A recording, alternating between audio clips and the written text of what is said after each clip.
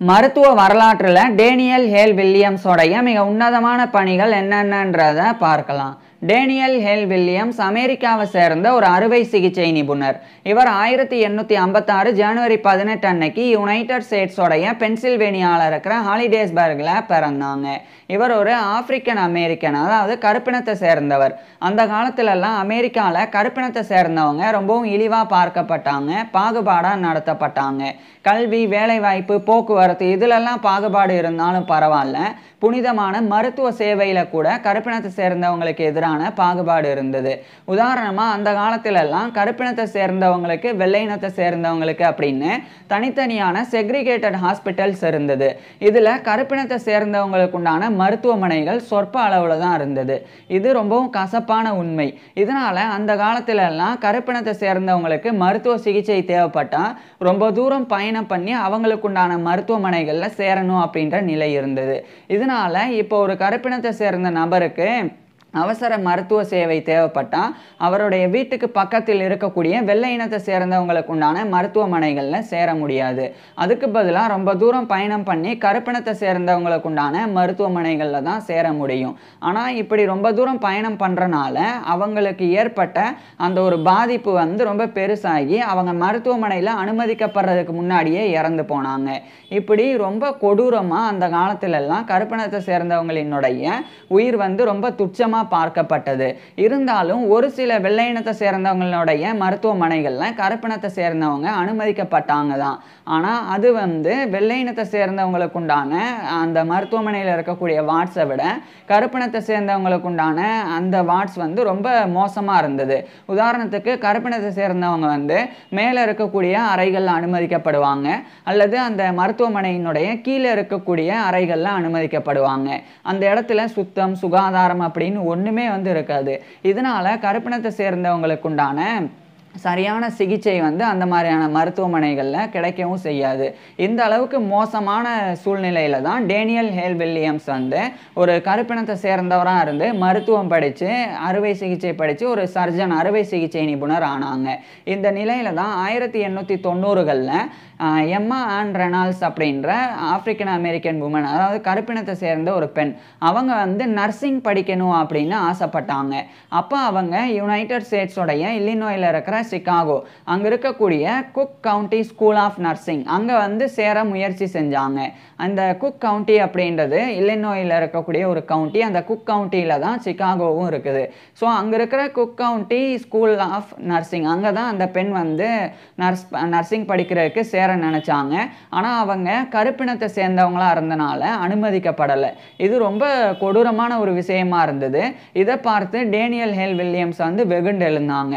ஏன்னா இப்போ கருப்பினத்தை சேர்ந்த பெண்களுக்கு, கருப்பினத்தை சேர்ந்த ஆண்களுக்கு மருத்துவ பயிற்சி பெறுறதுக்கோ அல்லது இந்த மாதிரி செவிலியர் பயிற்சி பெறுறதுக்கோ அனுமதிக்கலை அப்படின்னா அப்போ எப்படி அவங்களால அவங்களுடைய கம்யூனிட்டியை நல்லா பார்த்துக்க முடியும்? இந்த ஒரு பிரச்சனை இருந்தது. சரி, வெள்ளையினத்தை சேர்ந்தவங்க தான் நல்லா பார்த்துக்கிறாங்க அப்படின்னா அதுவும் கிடையாது. வெள்ளையினத்தை சேர்ந்த மருத்துவர்கள் கருப்பினத்தை சேர்ந்த நோயாளிகளை தொடுறதுக்கே இழிவாக பார்த்தாங்க. அப்படி இருக்கும்போது கருப்பினத்தை சேர்ந்தவங்க நல்லா படிக்கணும், மருத்துவர்கள் ஆகணும், செவிலியர்கள் ஆகணும், அவங்களுடைய சமூகத்தை பார்த்துக்கணும். ஆனால் படிக்கிறதுக்கும் வாய்ப்பில்லை, அதே சமயம் நர்சிங் ட்ரைனிங்குக்கும் அனுமதி இல்லை அப்படின்னா அப்புறம் எப்படி அவங்களுடைய சமூகத்தினர் உயிர் வாழ முடியும்? இதுதான் டேனியல் ஹேல் வில்லியம்ஸோடைய மனசில் எழுந்த ஒரு கேள்வியாக இருந்தது. ஆனால் எல்லா இடத்துலையும் இப்படி மருத்துவம் படிக்கிறதுக்கோ செவிலியர் ஆகிறதுக்கோ அனுமதிக்கப்படாமலாம் இல்லை. ஒரு சில இடங்களில் அனுமதிக்கப்பட்டாங்க தான்.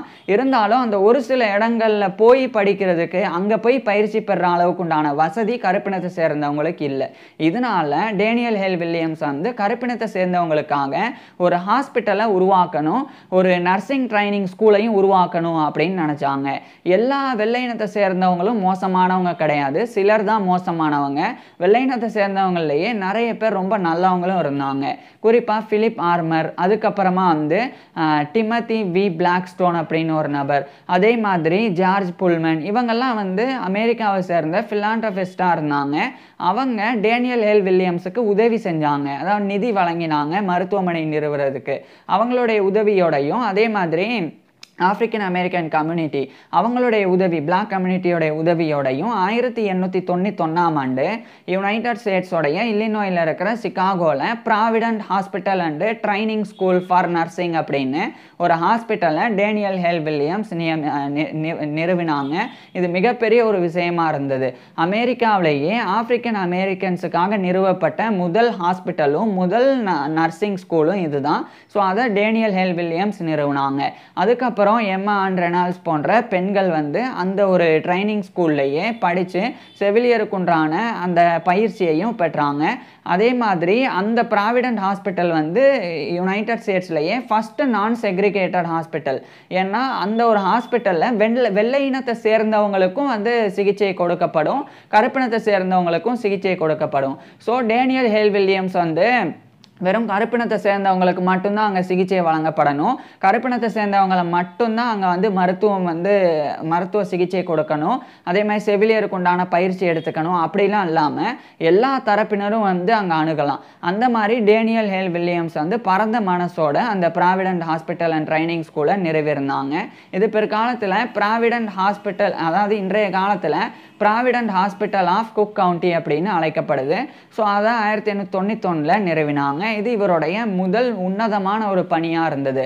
இதுக்கப்புறம் தான் நிறைய ஆப்பிரிக்கன் அமெரிக்கன்ஸ் வந்து டாக்டர்ஸ் ஆனாங்க, அதுக்கப்புறம் நர்சஸ் ஆனாங்க. இதுக்கெல்லாத்துக்கும் டேனியல் ஹேல் வில்லியம்ஸ் வந்து வித்துட்டாங்க. அதுக்கப்புறம் 1893ஆம் ஆண்டு ஜூலை 9 அன்னைக்கு இந்த ப்ராவிடன்ட் ஹாஸ்பிட்டலில் டேனியல் ஹேல் வில்லியம்ஸ் இருந்தப்போ ஒரு ஜேம்ஸ் கோர்னிஸ் அப்படின்ற 24 வயது மதிக்கத்தக்க ஒரு இளைஞர், அவர் வந்து அவருடைய மார்பில் கத்தி குத்தோடு வந்து அனுமதிக்கப்பட்டாங்க. ஒரு சின்ன சண்டை, அந்த சண்டையில் கத்தி குத்தி ஏற்பட்டது. அது அந்த காலத்துலலாம் ரொம்ப சகஜம் அமெரிக்காவில். ஸோ அப்படி ஏற்பட்ட உடனே அந்த கத்தியை எடுத்துட்டு ஜேம்ஸ் கோர்னிஸை வந்து அந்த ஒரு மருத்துவமனையில் ஜூலை 9, 1893 இரவு வந்து அனுமதிச்சாங்க. அப்போ இரவு நேரம் அப்படின்றனால அந்த அளவுக்கு அப்போ மின்சார வசதியும் இல்லை. இதனால அவருக்கு எந்த விதமான சிகிச்சையும் கொடுக்க முடியாது, முதலுதவி மட்டும்தான் கொடுக்க முடியும். ஸோ டேனியல் ஹேல் வில்லியம்ஸ் வந்து முதலுதவி கொடுத்தாங்க. அவருக்கு அதிகமான இரத்தப்போக்கு இருந்தது. அவருடைய இருதயத்தினுடைய வெளிப்புற ஜவ்வான பெரிகார்டியம் அது வந்து டோன் ஆகியிருந்தது, கிழிஞ்சு இருந்தது அந்த கத்தி குத்துனால. ஸோ இவ்வளோ பாதிப்பு இருந்தது. இப்போ அந்த ப்ராவிடன்ட் ஹாஸ்பிட்டலில் ஜேம்ஸ் கோர்னிஸ் வந்து அனுமதிக்கப்பட்டிருந்தாங்க. இரவு முழுவதும் டேனியல் ஹேல் வில்லியம்ஸ் வந்து அந்த ஒரு நோயாளியை கவனிச்சுக்கிட்டாங்க. அதுக்கப்புறம் விடிஞ்ச உடனே அவருக்கு ஒரு ஹார்ட் சர்ஜரி பண்ணணும் அப்படின்னு டிசைட் பண்ணாங்க. அதுக்கு மயக்க மருந்து நிபுணர்களை வரவழைச்சிருந்தாங்க. அதுக்கப்புறம் அப்போ பயன்படுத்தப்படக்கூடிய கருவிகள், அதுக்கப்புறம் வந்து அந்த பெரிகார்டியமை தைக்கிறதுக்கு ஒரு கேட்கட் அப்படின்ற ஒரு வகையான நூல். இந்த கேட்கட் அப்படின்றது ஆடு அல்லது மாடு அவைகளினுடைய குடல்ல இருந்து தயாரிக்கப்படக்கூடியது. அந்த ஒரு நூலை வந்து உள்ளே தச்சுட்டாங்க அப்படின்னா அது காலப்போக்கில் அந்த நூல் வந்து அப்படியே நம்மளுடைய உடலுக்குள்ளேயே கரைஞ்சிரும். அதை வந்து தனியாக அந்த தையல் பிரிக்க வேண்டிய அவசியம் இல்லை. அப்பேற்பட்டது அந்த கேட்கட் அப்படின்ற நூல்.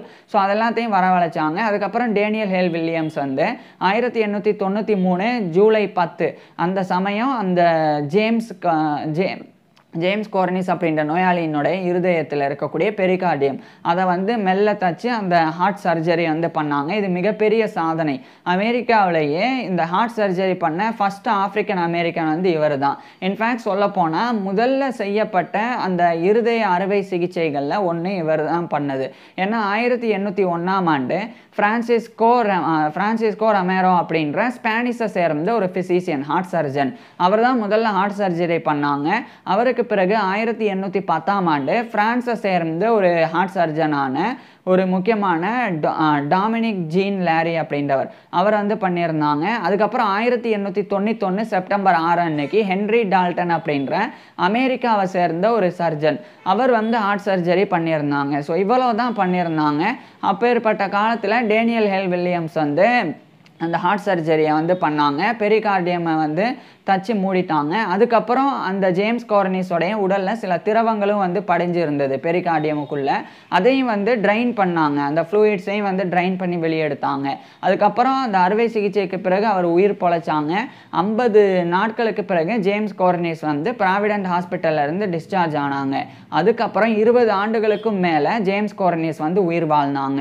ஸோ ஒரு சக்ஸஸ்ஃபுல்லான ஹார்ட் சர்ஜரியை டேனியல் ஹேல் வில்லியம்ஸ் அந்த காலத்திலே பண்ணியிருந்தாங்க. இது மிகப்பெரிய சாதனை. சாதனை. ஏன்னா இவர் கிடைச்ச கல்வி ரொம்ப கம்மி தான், மருத்துவ கல்வி. அப்படி இருக்கும்போதும் இவருக்கு ஹார்ட் சர்ஜரி எப்படி பண்ணணும் அப்படின்றது தெரிஞ்சிருந்தது. அந்த காலத்துலலாம் இப்போ இருக்கிற மாதிரி அதிநவீன கருவிகள் எல்லாம் கிடையாது. அப்பேற்பட்ட காலத்திலேயே ஹார்ட் சர்ஜரியை ரொம்ப சக்ஸஸ்ஃபுல்லாக பண்ணியிருந்தாங்க. அதே மாதிரி அப்போ ஆன்டிபயோட்டிக்ஸ் கிடையாது, பெனிசிலின் மாதிரி. அதே மாதிரி எக்ஸ்ரே கிடையாது. அதுக்கப்புறமா இன்னும் பல விஷயங்கள் எல்லாம் கிடையாது அப்பேற்பட்ட காலம். ஏன்னா இப்போ எக்ஸ்ரே இருந்தால் தான் உள்ள கத்தி எந்த அளவுக்கு இறங்கியிருக்கு, அது எந்த அளவுக்கு பாதிப்பை ஏற்படுத்தியிருக்கு அப்படின்றத பார்த்துருக்க முடியும். அதே மாதிரி தான் அந்த பெனிசிலின் இருந்தால் தான் அறுவை சிகிச்சைக்கு பிறகு தொற்று பாதிப்பு எதுவும் ஏற்படாமல் அந்த நோயாளி காப்பாற்றப்பட முடியும். அப்படி இருக்கும்போது டேனியல் ஹேல் வில்லியம்ஸ் அந்த இடத்த ரொம்ப தூய்மையாக வச்சுக்கிட்டு தொற்று பாதிப்பு எதுவும் ஏற்படாமல் அதே மாதிரி ரொம்ப கவனமாக அந்த அறுவை சிகிச்சையை பண்ணினது மிகப்பெரிய சாதனை. இதுக்கப்புறம் அந்த 1893ஆம் ஆண்டோட இறுதி காலகட்டத்தில், இன்ஃபேக்ட் 1894ஆம் ஆண்டோடைய ஆரம்ப காலகட்டத்தில் யுனைடெட் ஸ்டேட்ஸோடைய வாஷிங்டன் டிசியில் இருக்கிற ஃப்ரீட்மன்ஸ் ஹாஸ்பிட்டல், அங்கே இவர் ஒரு சர்ஜனின் சீஃபாக, அதாவது சீஃப் சர்ஜனாக நியமிக்கப்பட்டாங்க. அது இன்றைய காலகட்டத்தில் ஹார்வர்ட் யூனிவர்சிட்டி ஹாஸ்பிட்டல் அப்படின்னு இருக்குது. அங்கே இவர் போன உடனே ஆரம்பத்தில் அது கருப்பினத்தை சேர்ந்தவங்களுக்கு உண்டான மருத்துவமனையாக இருந்தது. ஸோ அங்கே நிறைய உயிரிழப்புகள் அடிக்கடி நடந்து வந்தது. அப்போ இவர் அட்மினிஸ்ட்ரேஷனை அப்படியே ரீஆர்கனைஸ் பண்ணி ஆம்புலன்ஸ் சர்வீஸை லான்ச் பண்ணாங்க. அதுக்கப்புறம் அந்த மருத்துவமனையை தூய்மையாக வச்சுக்கணும் அப்படின்னு அதுக்குண்டான விஷயங்களையும் பண்ணாங்க. இப்படி பல விஷயங்கள் பண்ணதன் மூலமாக உயிரிழப்பு நடக்கக்கூடிய விகிதம் குறைய தொடங்கி இருந்தது. அதே மாதிரி அமெரிக்கன் மெடிக்கல் அசோசியேஷன் அப்படின்னு ஒன்று இருக்கு. அதில் கருப்பினத்தை சேர்ந்தவங்க அப்போ அனுமதிக்கப்படலை. இதனால சில நபர்களினுடைய உதவியோடு சேர்ந்து 1895ஆம் ஆண்டு நேஷனல் மெடிக்கல் அசோசியேஷன் அப்படின்னு தேசிய அளவில் ஒரு மருத்துவ சங்கத்தை இவர் டேனியல் ஹேல் வில்லியம்ஸ் கோ ஃபவுண்டராக இருந்து இணைஞ்சு நிறுவினாங்க. அது கருப்பினத்தை சேர்ந்தவங்களுக்காக, குறிப்பாக கருப்பினத்தை சேர்ந்தவங்க அங்கே கொலாபரேட் பண்ணுறதுக்கு, அதே மாதிரி அவங்களுடைய ரிசர்ச் பேப்பர்ஸை ஷேர் பண்ணிக்கிறதுக்கு, அதே மாதிரி பப்ளிக் ஹெல்த்தை கருப்பினத்தை சார்ந்தவங்களுக்கு உண்டான பப்ளிக் ஹெல்த்தை மேம்படுத்துறது, கருப்பினத்தை சேர்ந்தவங்களினுடைய மருத்துவ கல்வியை மேம்படுத்துறது அப்படின்னு அதுக்காக அது நிறுவப்பட்டது. அந்த ஒரு உன்னதமான பணியையும் டேனியல் ஹேல் வில்லியம்ஸ் பண்ணாங்க. இதுக்கப்புறம் 1897க்கு பிறகு இவர் அந்த ஃப்ரீட்மன் ஹாஸ்பிட்டலில் உயிரிழப்புகள் எல்லாம் குறைச்சி மிகப்பெரிய உயரத்துக்கு வளர்த்துட்டு மறுபடியும் இவருடைய ப்ராவிடன்ட் ஹாஸ்பிட்டலே இவர் ஜாயின் பண்ணாங்க. பல ஆண்டுகளுக்கு பிறகு 1913ஆம் ஆண்டு இவர் அந்த ப்ராவிடன்ட் ஹாஸ்பிட்டல்ல இருந்து ரிட்டையர் ஆனாங்க. அப்படி விலகின பிறகு அதே 1913ஆம் ஆண்டு மே மாதம் அமெரிக்கன் காலேஜ் ஆஃப் சர்ஜன்ஸ் அப்படின்ற அறுவை சிகிச்சை நிபுணர்களுக்கு உண்டான ஒரு அமைப்பு நிறுவப்பட்டது. நிறுவப்பட்ட உடனே அதில் சார்ட்டர் மெம்பர்ஸா, அதாவது ஒரு அமைப்பு நிறுவப்பட்டு அதில் முதல் செஷனில் தேர்ந்தெடுக்கப்படக்கூடிய மெம்பர்ஸ் சார்ட்டர் மெம்பர்ஸ் அப்படின்னு அழைக்கப்படுவாங்க. அது மாதிரி அந்த அமெரிக்கன் காலேஜ் ஆஃப் சர்ஜன்ஸில் வெள்ளை இனத்தை சேர்ந்தவங்க மட்டும்தான் சார்ட்டர் மெம்பர்ஸாக அனுமதிக்கப்பட்டாங்க. ஒரே ஒரு கருப்பினத்தை சேர்ந்தவர் சார்ட்டர் மெம்பராக அங்கே அனுமதிக்கப்பட்டாங்க, அவர் டேனியல் ஹேல் வில்லியம்ஸ். ஸோ அந்த அளவுக்கு வெள்ளை இனத்தை சேர்ந்தவங்க மத்தியில் ஒரு கருப்பினத்தை சேர்ந்தவராக இருந்து ஜொலிச்சாங்க. ஸோ முதல் முறை கருப்பு வண்ணம் ஜொலிச்சது அப்படின்னா அது 1913 அமெரிக்கன் காலேஜ் ஆஃப் சர்ஜன்ஸில் அந்த ஒரு சார்ட்டர் மெம்பராக இவர் தேர்ந்தெடுக்கப்பட்ட அன்று தான். ஸோ இது ஒரு மிகப்பெரிய ஒரு விஷயமா இருந்தது.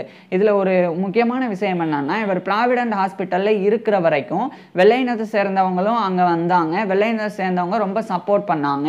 இவர் வெளியேறின பிறகு அங்கே இவருக்கு பிறகு வந்த கருப்பினத்தை சேர்ந்தவங்க கருப்பினத்தை சேர்ந்தவங்களுக்கு மட்டுமே இந்த மருத்துவமனை இருக்கணும், அவங்ககிட்ட இருந்து மட்டும் உதவி கிடைச்சா போதும், கருப்பினத்தை சேர்ந்தவங்க நல்லா படித்தவங்க பணக்காரங்க அவங்ககிட்ட இருந்து மட்டும் உதவி கிடைச்சா போதும் அப்படின்னு அது மொத்தமாக கருப்பினத்தை சேர்ந்தவங்களுக்கு உண்டானதாக மாறினது. இருப்பினும் டேனியல் ஹேல் வில்லியம்ஸ் இருந்த வரைக்கும் அது வேற லெவலில் இருந்தது. ஸோ இப்பேற்பட்ட நபர் இறுதியாக 1931ஆம் ஆண்டு இவர் 1931 ஆகஸ்ட் 4 அன்னைக்கு இவருடைய 75 வயசில் உயிரிழந்தாங்க. டேனியல் ஹேல் வில்லியம்ஸ் வாழ்கிற வரைக்கும் இவ்வளோ உன்னதமான பணிகளை செஞ்சுருக்கிறாங்க. அவருடைய கருப்பின சமூகம் மேம்படுறதுக்கும் இன்னைக்கு மிகப்பெரிய அளவில் கருப்பினத்தை சேர்ந்த பெண்கள் மருத்துவர்கள் ஆகுறதுக்கும் செவிலியர்கள் ஆகுறதுக்கும் அடித்தளமிட்டது டேனியல் ஹேல் வில்லியம்ஸ் தான். இவருடைய ஃபுல் லைஃப் ஹிஸ்ட்ரி, இவர் எப்படி மருத்துவம் படித்தாங்க, எவ்வளோ கஷ்டப்பட்டு வாழ்ந்தாங்க, இன்னும் என்னெல்லாம் பண்ணியிருக்கிறாங்க அப்படின்னு இவருடைய ஃபுல் லைஃப் ஹிஸ்ட்ரியை நான் ஏற்கனவே பேசியிருக்கேன். அதை பார்க்குறதுக்கு கீழே டிஸ்கிரிப்ஷனில் லிங்க் கொடுத்துருக்குறேன், கட்டாயமாக பாருங்கள். தேங்க்யூ.